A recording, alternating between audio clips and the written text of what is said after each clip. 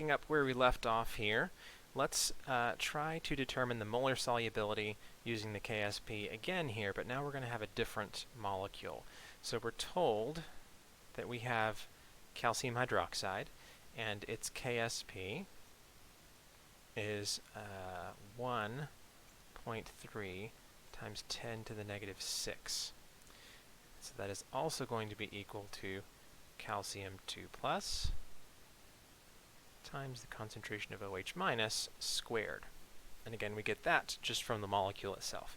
We have one calcium and we have two hydroxides, and so we're going to have OH minus squared. And we're asked to find the molar solubility.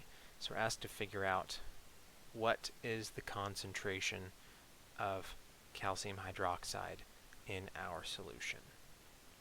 Essentially, how much of the entire molecule is dissolving.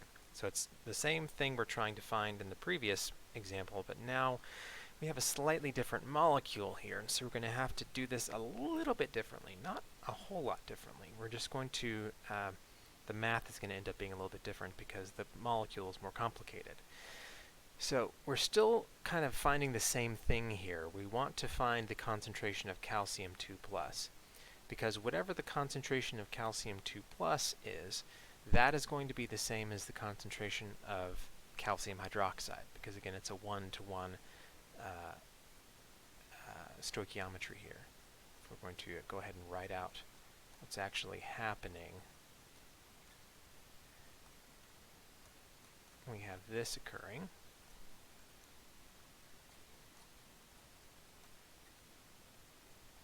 In our solution.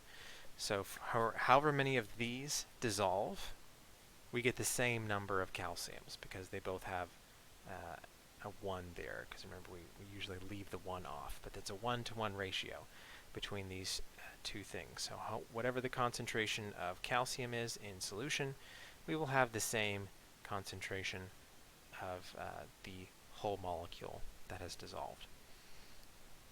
But that's not going to be the case for the second part here, for the OH minus. This, instead, is going to have twice that concentration.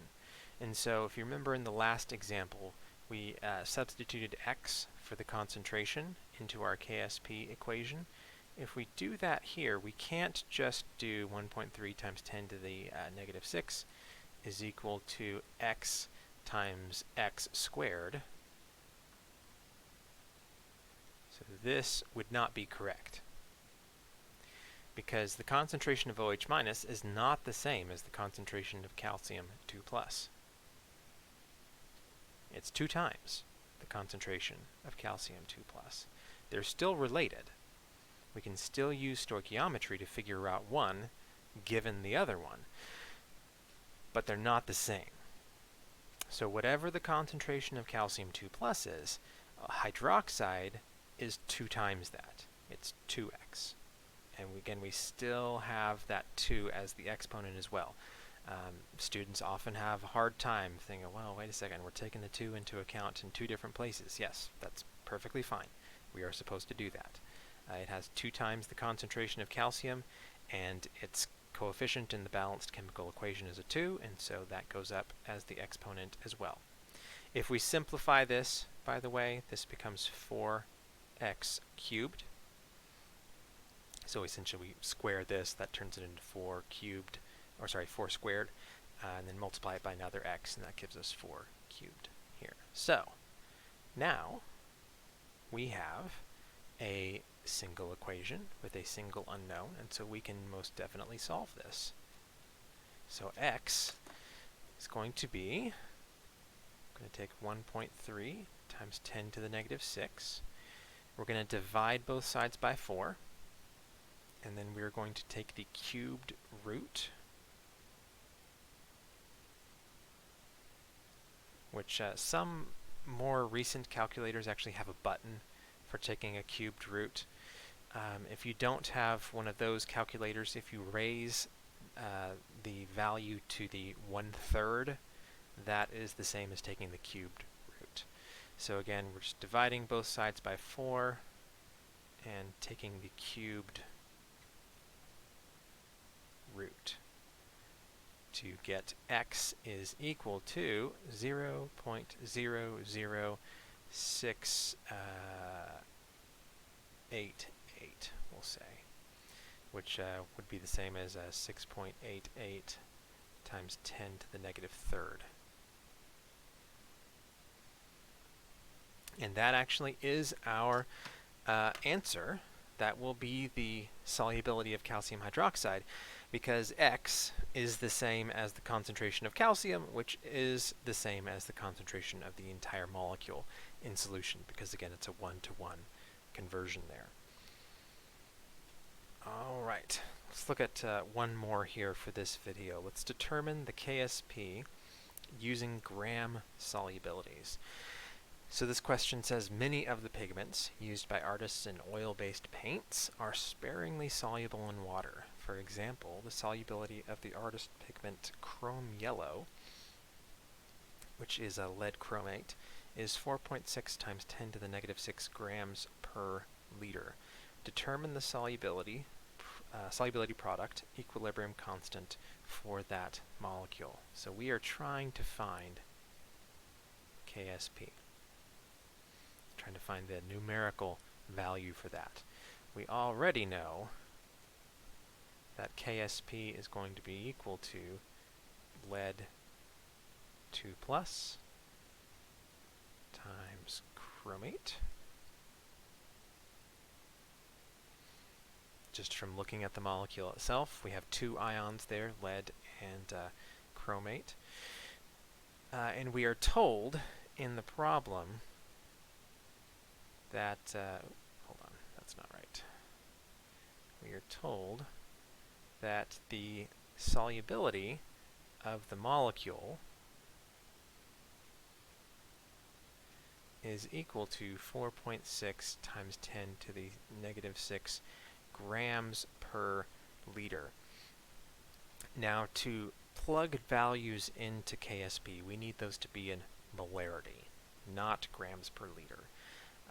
So we're going to do a quick conversion here. We want to convert grams into moles. So if we have 4.6 times 10 to the negative 6 grams for every 1 liter, we will need the molarity of lead chromate.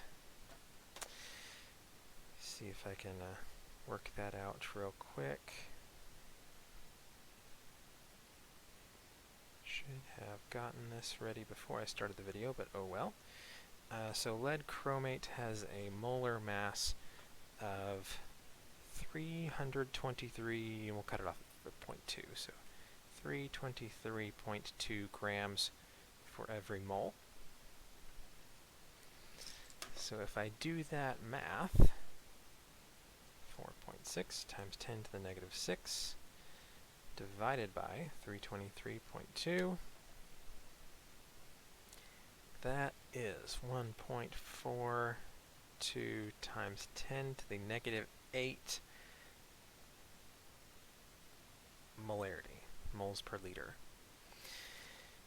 All right, so now that we have that in molarity, we can think about what we know in terms of the reaction that's happening here. So if this is equal to the concentration of lead chromate in solution,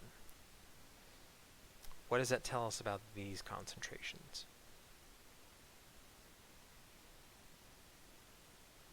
Hopefully, you were able to work out that if this is the concentration of the molecule, this must also be the concentration of both of these ions, because however much of this dissolves in solution, however much of it goes into the aqueous phase, we're going to get the exact same number of these two things, because they're a 1-to-1 ratio. For every one of these that breaks apart, we get 1 lead and 1 chromate. So KSP is going to be equal to 1.42 times 10 to the negative 8 squared. Just simplified that from having the 2 of those, because it would just be that twice. So it's that squared. And if we go ahead and do that math, is going to be, the KSP for that particular molecule is 2.02, well, technically with sig figs it would be 2.03 times 10 to the negative 16. Whew, really, really small. Really small value. But they did tell us that it is sparingly soluble. Very, very little of it will dissolve in water. Actually, if you go back to your Gen Chem 1 notes, you will notice that lead chromate is listed as being insoluble. And I think this pretty much sums that up. Practically none of it dissolves in water. Alright, we'll pick up here in the next video, so I will see you there.